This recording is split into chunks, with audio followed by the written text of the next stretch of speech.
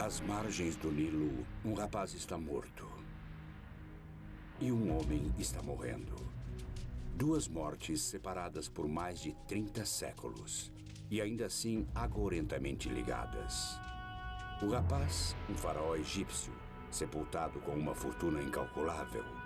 O homem, um nobre inglês, no ímpeto de encontrá-lo. Sua busca disparou a maior caça ao tesouro da história e uma reação de mortes em cadeia. Um a um, aqueles que perturbavam a tumba do faraó pereceram. Até hoje, as casualidades crescem. A ciência segue um assassino esquivo de 3.000 anos de idade. A maldição de Tutancâmon.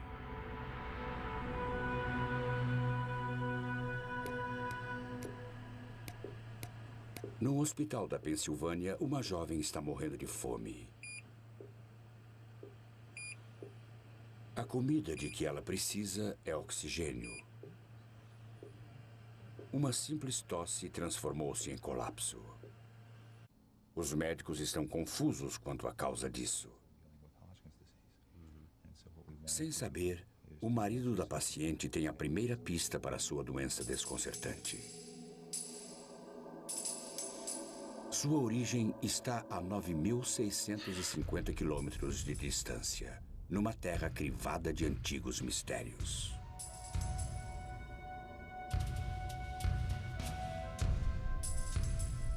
Este é o Vale dos Mortos. Esculpido em rocha está o maior mausoléu do mundo. 1500 anos antes de Cristo, os faraós do Egito foram postos para descansar aqui, no Vale dos Reis. Dizem que deste mundo não se leva nada, mas eles levaram. Cada faraó foi enterrado com o resgate de um rei. Marfim, ébano, ouro. E cada tumba foi camuflada pelo árido deserto. Mas quando os arqueólogos chegaram, séculos depois, encontraram apenas ossos ressecados. Outros estiveram aqui antes. Existe uma cidade inteira em Kurma, perto do Vale dos Reis, com 1000% de ladrões de tumbas, antigamente e agora. E quando eles não conseguem encontrar alguma coisa, eles a falsificam e vendem a você. Ou quando encontram alguma coisa, fazem réplicas e as vendem. E isso tem acontecido desde que o primeiro faraó foi enterrado. Para os arqueólogos, o Vale dos Reis ainda é o local mais rico da Terra.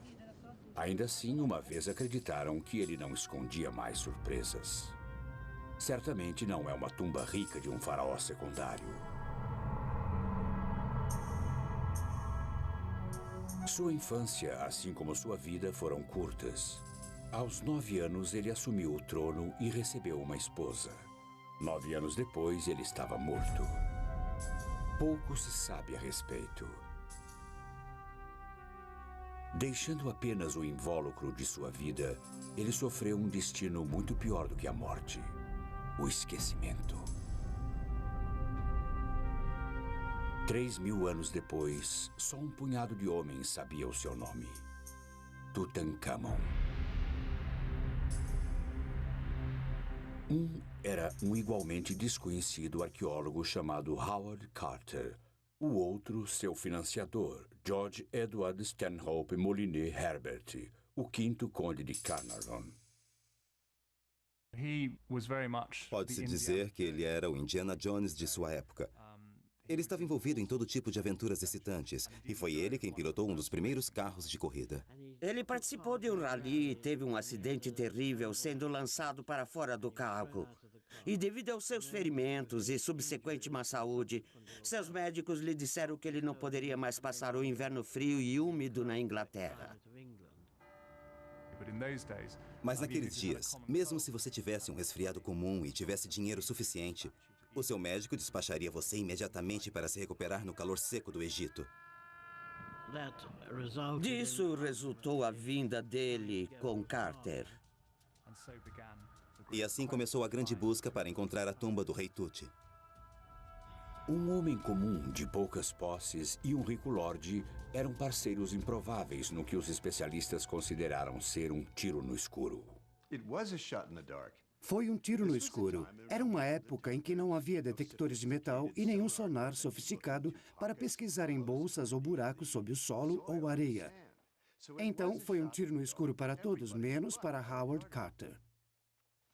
Diferente de seus predecessores, Carter metodicamente escavou o Vale dos Reis metro a metro.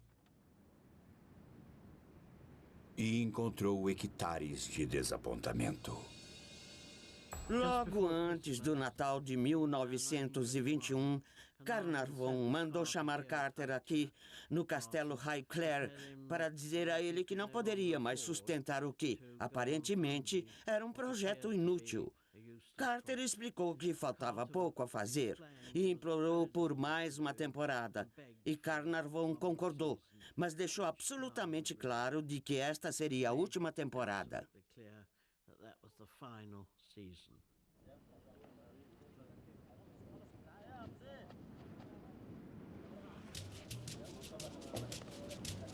No terceiro dia, os trabalhadores descobriram degraus de pedra que levavam a uma entrada escondida carimbada com um selo antigo.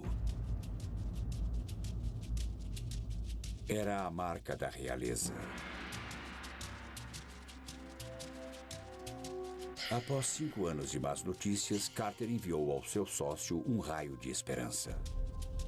Carnarvon estava tomando chá com sua filha Evelyn aqui no salão do castelo Highclere, quando receberam um telegrama que dizia: "Acho que descobrimos a entrada de uma tumba magnífica com seu selo ainda intacto. Esperamos sua chegada." Enquanto Carnarvon estava a caminho, algo assustador aconteceu a Carter. Carter vivia sozinho e, para lhe fazer companhia, tinha comprado um canário. E todos tinham ficado muito curiosos sobre esse pássaro amarelo.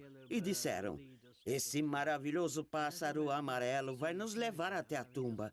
E quando Carter voltou para enviar o telegrama, tendo acabado de encontrar a tumba, seu serviçal saiu correndo, segurando um punhado de penas amarelas e disse: "Meu senhor, ouvi um barulho e quando vi uma naja, estava comendo o canário. Isso é um mau presságio, isso é azar." Os trabalhadores naturalmente associaram o fato à naja, que está presente no ornamento de todo faraó, ser o próprio faraó que teria vindo e comido o sinal da esperança. E que seria uma época péssima para todos. As pessoas iriam passar por coisas terríveis e tudo mais. E Carter disse: "Não seja tolo. Apenas assegure-se de que a naja não esteja mais dentro da casa." No anoitecer do dia 26 de novembro de 1922, os trabalhadores tinham escavado uma segunda entrada que levava ao selo de Tutankhamon. Ela também tinha a marca registrada de ladrões, uma área onde a tumba tinha sido invadida. Parecia que Howard Carter estava 3.000 anos atrasado.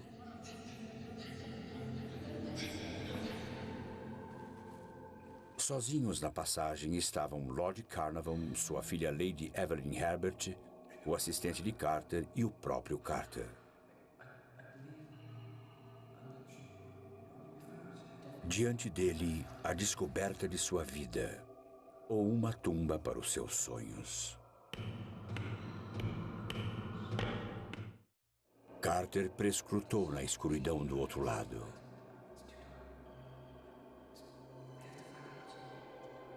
Finalmente, Carnarvon sussurrou: "Você pode ver alguma coisa?" "Sim", Carter respondeu. "Coisas maravilhosas." A sala toda brilhou e tudo o que brilhava era ouro. Carter estava petrificado.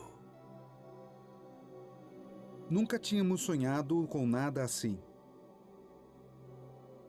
Um museu inteiro, cheio de objetos, alguns dos quais nunca tínhamos visto iguais. Era impressionante. Nunca houve outro faraó encontrado assim, praticamente intacto. As pessoas têm procurado por eles. Dúzias e dúzias de grandes faraós. O povo mais rico, o povo mais poderoso de toda a história, em condições perfeitas.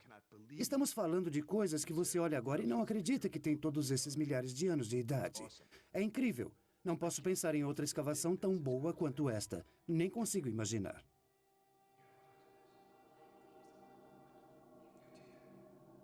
Carter mais tarde disse que todos deram uma olhada e depois saíram. Mas as evidências dizem que eles fizeram mais do que só olhar. A licença que Carter e Carnarvon tinham não permitiam que entrasse na tumba sem a presença de uma autoridade em antiguidades de uma organização egípcia. Eles nunca disseram que tinham entrado. Esperaram. Eles olharam lá dentro, viram coisas maravilhosas e enlouqueceram. E selaram o buraco e esperaram 3 dias para o homem do Cairo chegar e ir com eles. O que você teria feito após 10 anos de enormes dificuldades? Eu teria esperado? Não, eu não teria feito isso. E eles fizeram o que você e eu teríamos feito. Eles entraram e passaram a noite toda lá dentro. Lady Evelyn, a menor, liderou o caminho. 3 homens, uma mulher e, em algum lugar, um rapaz morto. Está escuro. Você está lá dentro. A primeira pessoa em 1000 anos a entrar na tumba de uma pessoa que tinha morrido. Deve ter havido um pouco daquela velha sensação, aquela que se tem num lugar mal assombrado. E também existe o fator medo, porque eles estavam lá dentro ilegalmente. Eles eram como ladrões dos tempos antigos.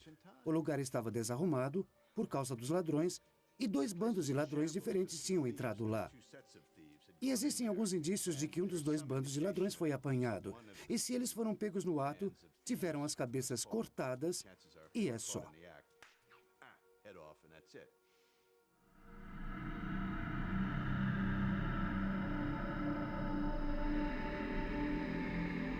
Os descobridores começaram a contar as suas bênçãos.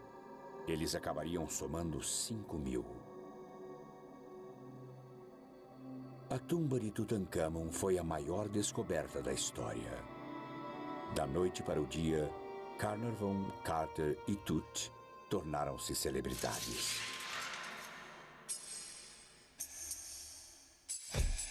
Eles sentiam um triunfo total, vitória total. E tinham rido deles, tinham zombado deles. Todos sussurravam pelos cantos, eles perderam a cabeça, sabe? E ali estava.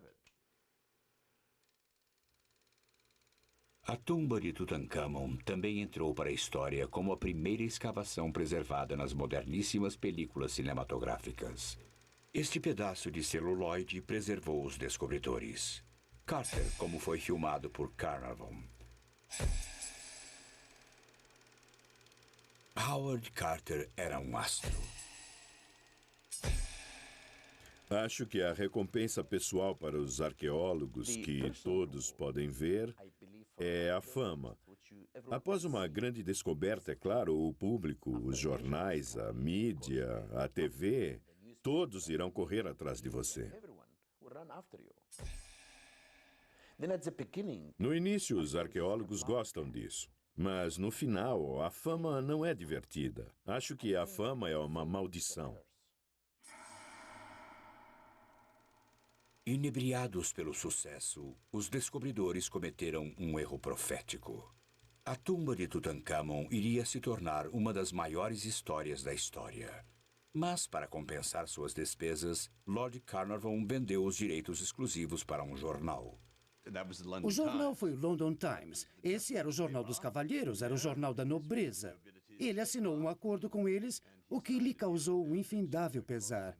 Foi uma coisa idiota de se fazer, mas de qualquer modo ele fez. Carter viveria para lamentar o erro. Carnarvon, não.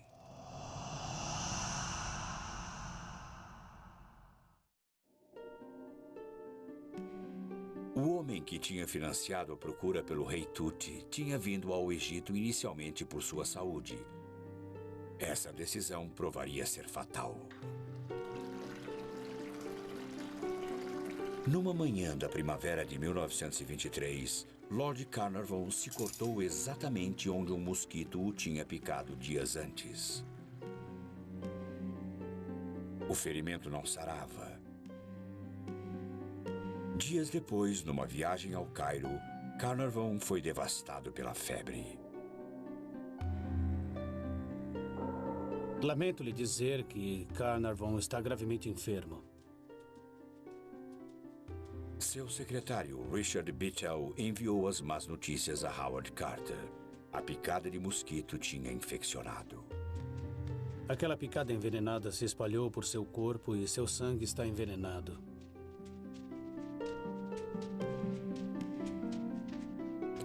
Enquanto a febre se transformava em calafrios, a preocupação de Bittell se transformava em medo.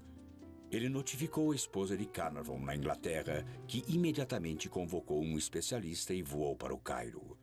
O quadro de Carnarvon era irreversível.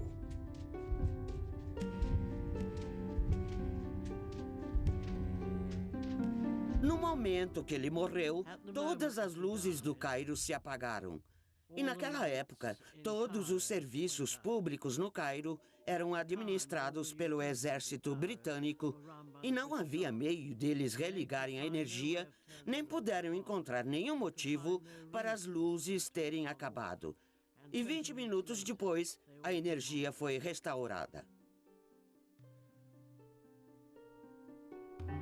Naquele exato momento, outra coisa inexplicável aconteceu a mais de 3.200 quilômetros de distância, na Inglaterra. A pequena Fox Terrier de Carnarvon, Suzy, estava dormindo na sua cesta no quarto da governanta no castelo Highclere. E no mesmo segundo que ele morreu, Suzy se sentou na sua cesta, uivou e morreu.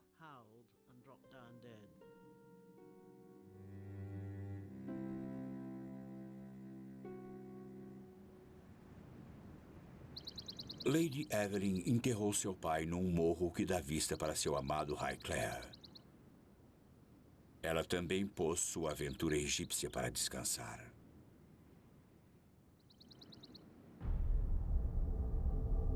Como o rei, cujo sono ele perturbou, o nobre inglês também não descansaria em paz. O corpo de Carnarvon ainda não tinha esfriado quando a imprensa mundial deu o nome do culpado. Inscrita na tumba, escreveu um repórter, estava uma maldição que alertava: matarei todos aqueles que cruzarem esta entrada. Um outro jornal relatou uma maldição lugubremente exata: aqueles que penetrarem nesta tumba sagrada logo serão visitados pelas asas da morte. Para Carnarvon, a morte realmente veio voando. Não seria a última vez que um intruso morreria de causas não naturais.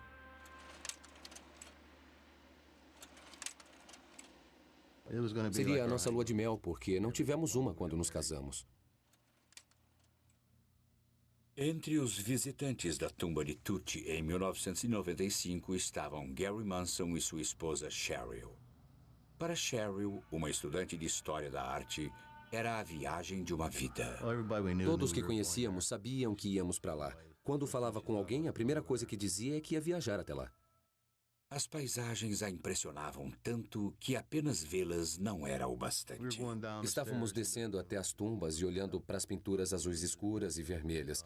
Ela se inclinou para frente e estava olhando uma pintura muito de perto. Ergueu a mão até a pintura e aí tocou-a.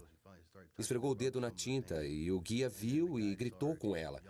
Ela se virou e disse: "O meu professor nos disse que se chegássemos até aqui, deveríamos tocar a pintura, não importa o que digam, porque nunca haverá uma segunda chance." Quando os Manson voltaram à Pensilvânia, os problemas de Cheryl começaram. 3 semanas após termos voltado, ela começou a ter uma leve tosse, que foi piorando até que ela finalmente estava tossindo a maior parte do tempo. Quando Gary pediu que Cheryl fosse ao médico, ela recusou. Ele já a tinha visto assim durante uma batalha extenuante contra a doença de Hodgkin. Ela tinha sido submetida a quimioterapia, tratamento com radiação, praticamente tudo a que se é submetido para o tratamento do câncer. E ela não queria voltar ao médico depois disso, mas finalmente ela teve que ir. Conheci a Sra. Manson quando já era paciente do centro de tratamento intensivo. E naquela época sua condição já era crítica. Ela começou a perder peso, sentir fraqueza, faltava-lhe fôlego. E quando ela foi admitida no hospital para tratamento, já havia muitos sinais de doença presentes.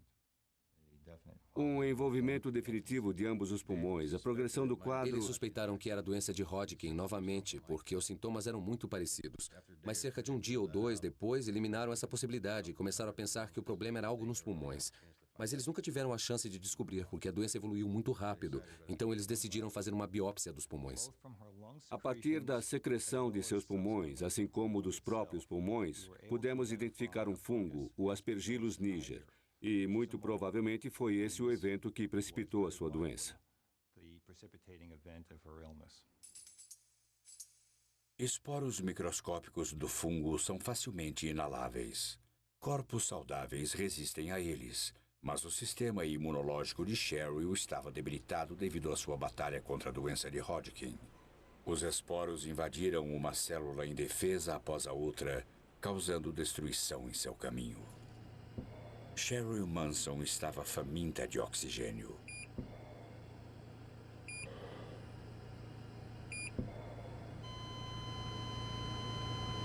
Dez dias após ela ter dado entrada no hospital, seus pulmões falharam. Ela tinha 38 anos de idade. Mas o caso ainda não estava fechado. O mistério era a cena do crime. Onde Cheryl Manson encontrou seu assassino?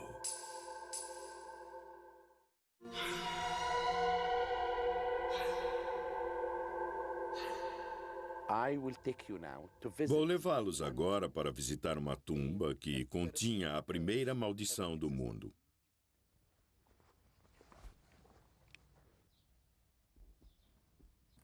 Esta é a tumba de Hesse. Ela data de mais de 4.000 anos. E na entrada da tumba existe a inscrição de uma maldição muito interessante. Todos os egípcios, de faraós a camponeses, guardavam suas tumbas com encantamentos e maldições. Mas para qualquer um que penetrar na sua tumba... David Silverman é professor de egiptologia na Universidade da Pensilvânia. Ele já traduziu dúzias de maldições antigas, incluindo a maldição de Hesse, de 4.000 anos. A maldição é uma interdição a qualquer um que entre na tumba e que tenha comido um determinado alimento proibido, como carne de porco ou peixe. Algo impuro ou algo impuro ligado à sua alma. Ou que tenha cometido um ato de impureza sexual, neste caso, adultério. E frequentemente ele fazia amor com todas as mulheres. E se isso acontecia, o indivíduo então podia ser punido na sua vida atual ou no pós-vida. Assim, ele seria julgado perante o grande Deus. Para o professor Silverman, nem toda maldição é acadêmica. Recebi um telefonema de um médico e ele me contou essa história muito interessante e muito infeliz sobre uma mulher que tinha ido com seu marido ao Egito e tinha entrado na tumba do rei Tut.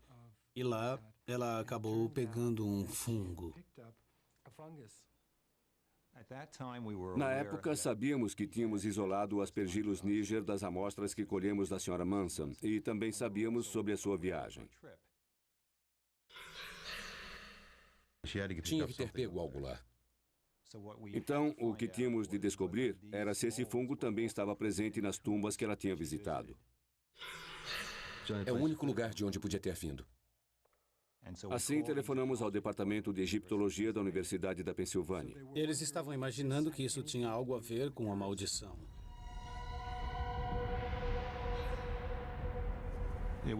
Era muito importante para nós sabermos também se isto já havia sido descrito antes. Havia. Em 1923, 2 homens tiveram morte súbita após visitarem a tumba de Tut. O que os médicos chamaram de febre foi anunciado como a maldição de Tutankhamon.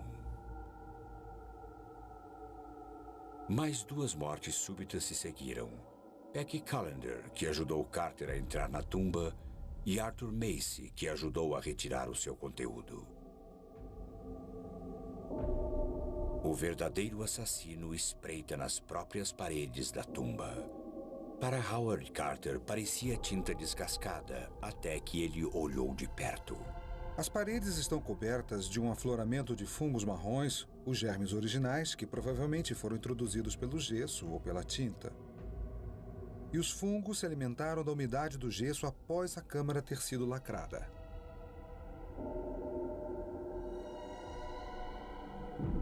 O fungo é o Aspergillus niger. Na tumba cálida e úmida, ele prosperou, a única coisa que viveu durante 3.000 anos. Quando Cheryl Manson chegou aqui com um sistema imunológico debilitado, ela era uma ótima hospedeira para o fungo. Acho que ligando o nosso caso, que é um caso atual, à visita das próprias tumbas, fomos capazes de estabelecer uma relação direta entre o que pode ter acontecido aos arqueólogos que visitaram a tumba há tempos. E estou muito certo, pelo menos em alguns desses casos, de que o Aspergillus pode ter facilmente desempenhado um papel. A ciência estava pronta para encerrar o caso de Cheryl Manson, mas não a maldição de Tutankhamon.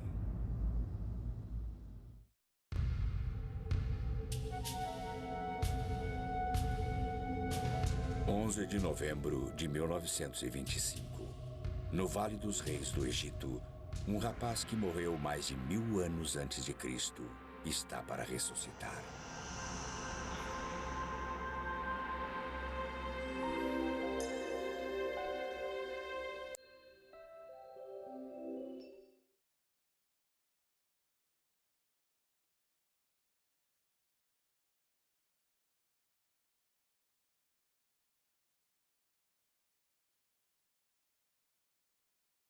Tutankhamon descansa dentro de 3 sarcófagos, um dentro do outro. O mais profundo é de quase 136 quilos de ouro maciço.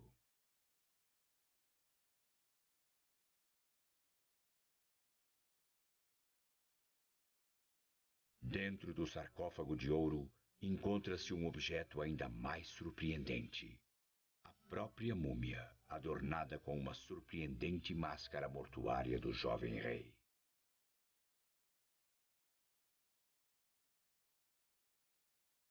Como representação da figura humana, só algumas das grandes estátuas podem ser comparadas ao seu brilho. Só a máscara de ouro é um dos mais belos objetos de toda a história da humanidade, não só a egípcia.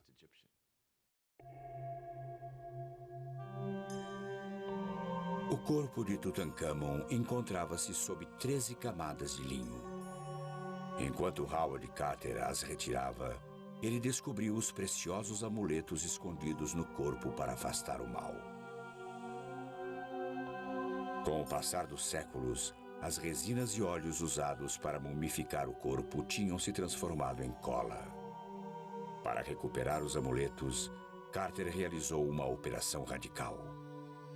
Ele cortou o corpo.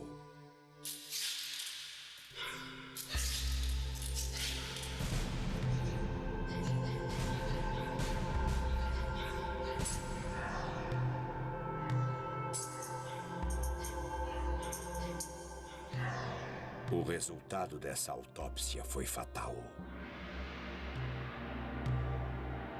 Em 14 dias, 2 participantes do grupo morreram. Até 1927, 6 homens tinham morrido devido a uma única causa aparente: a maldição da múmia.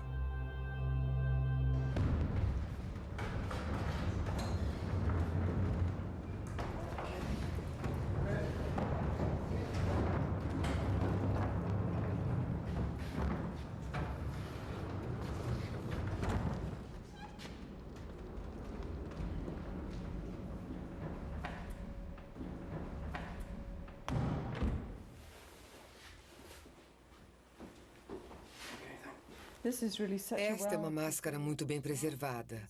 Aqui se pode ver os cílios de cobre em volta dos olhos de pedras preciosas. A doutora Rosalie David é a rainha das múmias.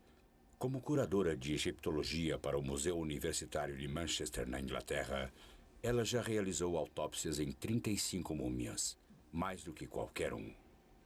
Ela também foi pioneira no método de fazê-lo sem destruir as múmias.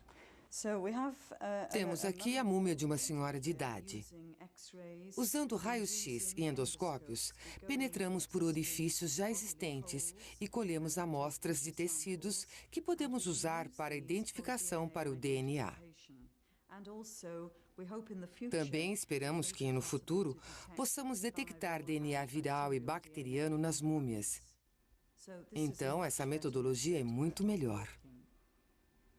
O endoscópio permite que a doutora David examine o corpo sem ter de desembrulhá-lo, em completa segurança.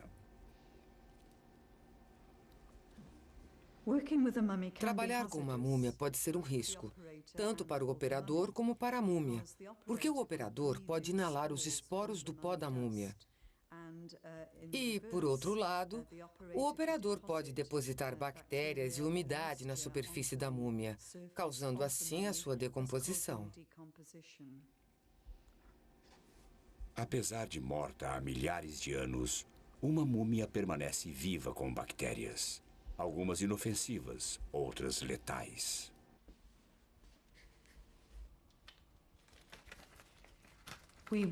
Usamos roupas protetoras quando trabalhamos com as múmias, e isso nos protege contra os esporos de fungos. Rosalie David conhece a verdadeira sorte daqueles que perturbaram os ossos de Tutankhamon. Sua tosca autópsia liberou um assassino invisível.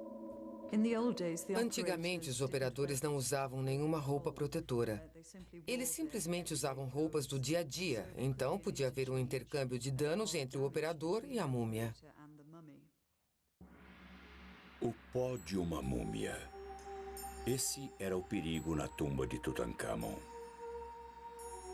Ainda assim, 70 anos atrás, o mundo continuou tomado por um feitiço que alertava sobre a morte alada.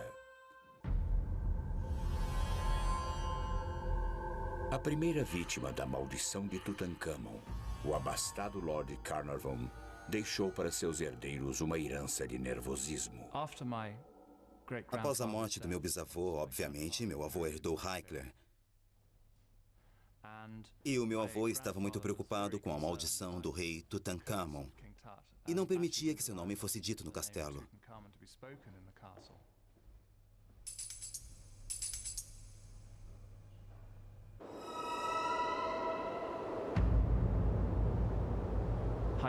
O castelo Hickler, numa noite fria de inverno, pode ser bastante assustador. E se somar a isso a alegada maldição de um faraó, você pode ficar bastante assustado. Muito depois do meu avô ter morrido, tivemos que fazer um inventário do castelo. E é claro, sendo um lugar tão grande, isso levou bastante tempo e finalmente foi terminado. Estávamos reunidos aqui, em família, com Robert Taylor, o mordomo do meu avô, que era um dos grandes mordomos britânicos. E meu pai virou-se para Robert Taylor e disse: "Bem, graças a Deus tudo acabou, Robert."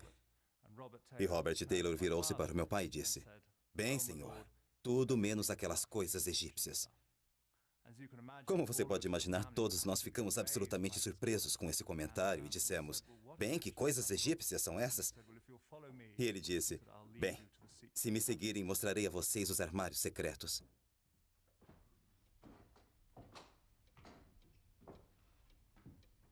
O governo egípcio era meticuloso e sabia a localização de todos os objetos encontrados na tumba de Tutankhamon.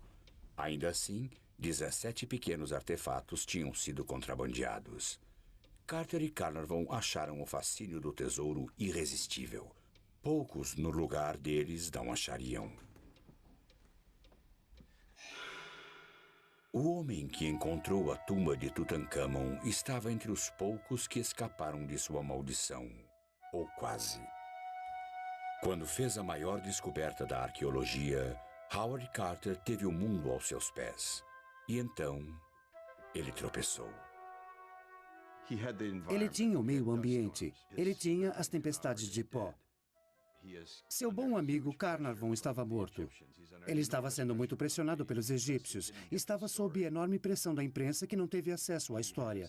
Ele tinha um espaço muito pequeno para trabalhar. Estava enlouquecendo, estava irritado. De qualquer modo, seu temperamento era explosivo. Howard Carter chegou ao limite. Ele não aguentou mais e enlouqueceu. Obcecado e com acesso ao que ele sentia ser a sua tumba, um dia Carter trancou todos para fora, inclusive os egípcios. Isso foi um grande erro. Como estrangeiro trabalhando num país, ele tinha de saber que era convidado. E se você é convidado, precisa respeitar as pessoas com quem está trabalhando. E quando ele fez essa insanidade de instalar esse enorme portão de ferro e trancá-lo, foi como se a Inglaterra estivesse tomando algo que pertencia ao povo egípcio, o que era verdade. E eles se enfureceram e o puseram para fora.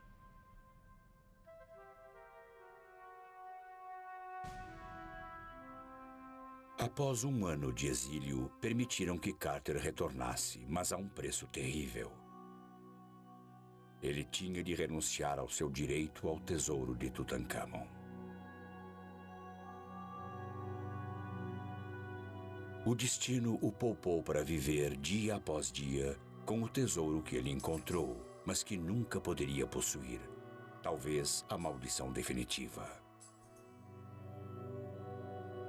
Carter passou a década seguinte no Vale dos Reis catalogando as 5.000 peças maravilhosas de Tut.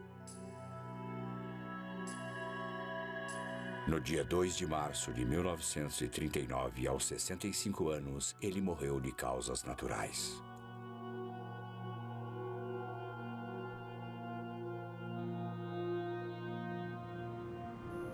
Como a tumba de Tutankhamon, o túmulo de Carter é guardado por asas.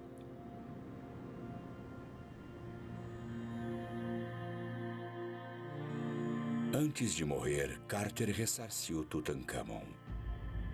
Os ossos do faraó foram remendados e deixaram que ele descansasse em sua tumba. Mas ele não descansaria. Numa reação em cadeia de tragédias, sua maldição fez mais 5 vítimas. Primeiro, Lady Carnarvon morreu subitamente vítima de uma picada de inseto, como seu marido. Então, Richard Beecher, o secretário de Lord Carnarvon, morreu misteriosamente enquanto dormia. 3 meses depois, o pai de Beecher, Lord Westbury, lançou-se para a morte do 7º andar de um edifício. Ele deixou um bilhete culpando a maldição do rei Tut pela morte de seu filho. A caminho do cemitério, o carro fúnebre de Lord Westbury atingiu um garoto de 8 anos. No exato momento da morte do garoto, morreu também um funcionário do Museu Britânico, cujo campo era a egiptologia. Durante 3 décadas, a maldição ficou adormecida, até a última vez que o sono de Tutankhamon foi perturbado.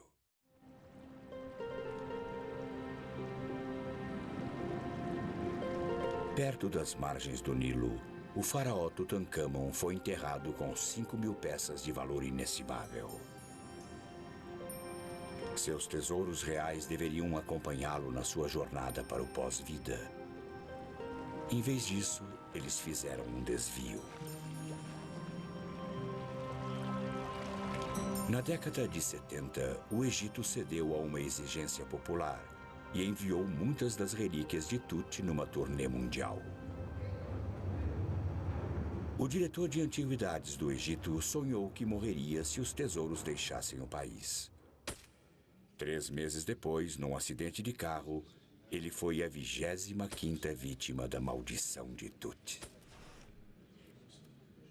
No mesmo dia em que a máscara de Tut foi preparada para ser levada a Londres, uma autoridade egípcia que zombou da maldição morreu de ataque cardíaco.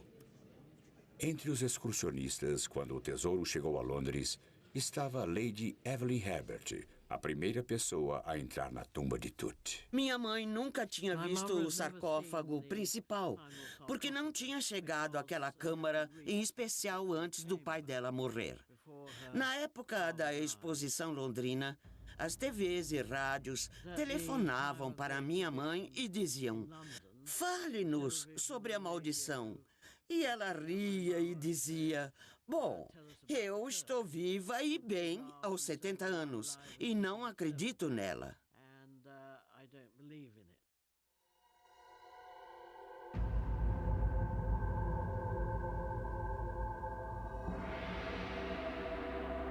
Acho que foi uma época muito emocionante, provavelmente traumática e estressante, porque ela estava vendo as coisas que ela percebeu que seu pai nunca tinha visto, após tantos anos de esforços.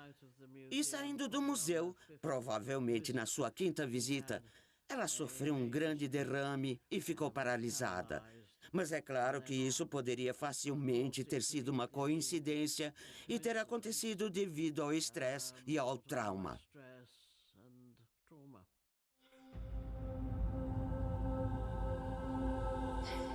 A coincidência conseguiu explicar a morte da maioria das vítimas da maldição de Tut.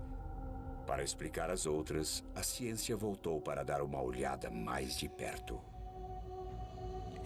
Nenhuma das inscrições da tumba podem ser consideradas uma maldição. Então, o que consideraríamos, ou como egiptólogo, o que eu consideraria uma maldição, não ocorre na tumba do rei Tut. A chamada maldição foi inadvertidamente espalhada por sua primeira vítima. Quando Lord Carnarvon vendeu os direitos exclusivos da tumba de Tut ao London Times, os jornais rivais ficaram ultrajados. Quando Carnarvon morreu, eles se vingaram, publicando sobre os rumores de uma maldição. Até mesmo as ocorrências bizarras quando da morte de Carnarvon podem ser explicadas. Todas as luzes do Cairo se apagaram quando Carnarvon morreu. A energia elétrica sempre acabava no Cairo. E a história decolou. Era o mesmo que acontece hoje, uma ultrajante série de meias-verdades. E algumas verdades e algumas mentiras, algumas inventadas. Foi incrível, foi uma coisa muito forte e ainda é. Quando a tumba de Tutankhamon foi visitada pela realista neta de Carnarvon, até ela pensou 2 vezes. Após o meu derrame, me informaram que eu tinha um coração fraco. Eu vi todos aqueles degraus e aquele declive. Até mesmo pessoas jovens subiam os degraus, ofegando. Então achei que a descrição era a melhor coisa e que eu não queria outra manchete. O rei Tut mata novamente.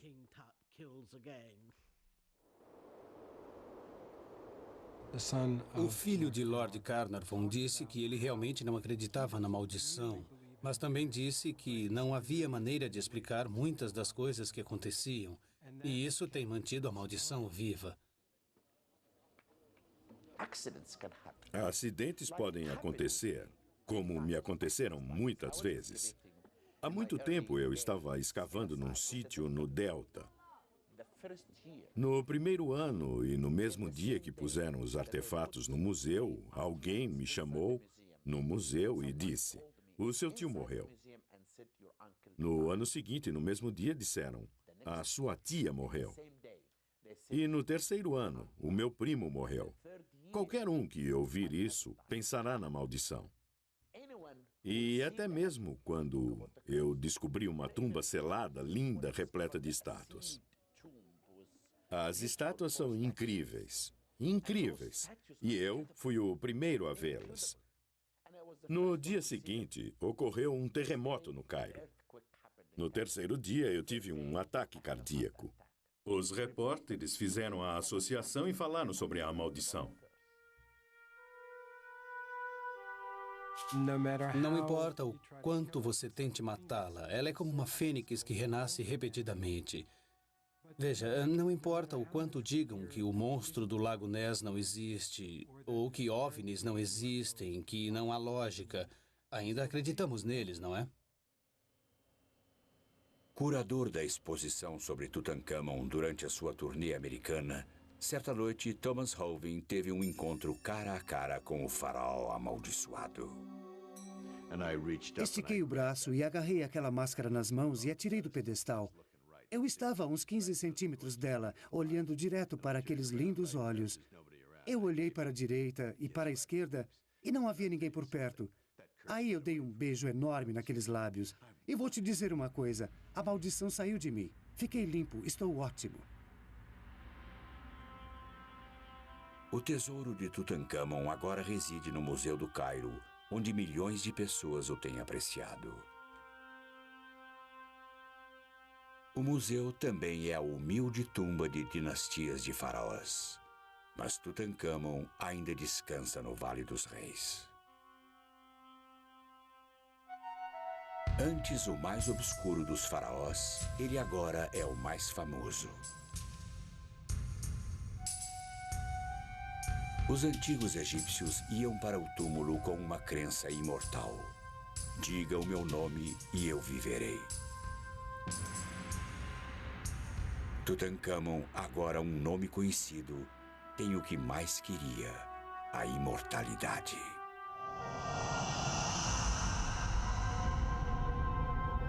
Ele deve a imortalidade aos mesmos homens que perturbaram a sua tumba. Eles também deixaram para Tutancâmon o tipo de proteção que outros faraós matariam para ter.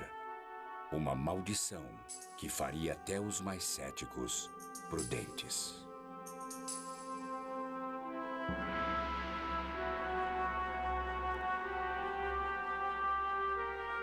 Versão brasileira, Tempo Filmes, São Paulo.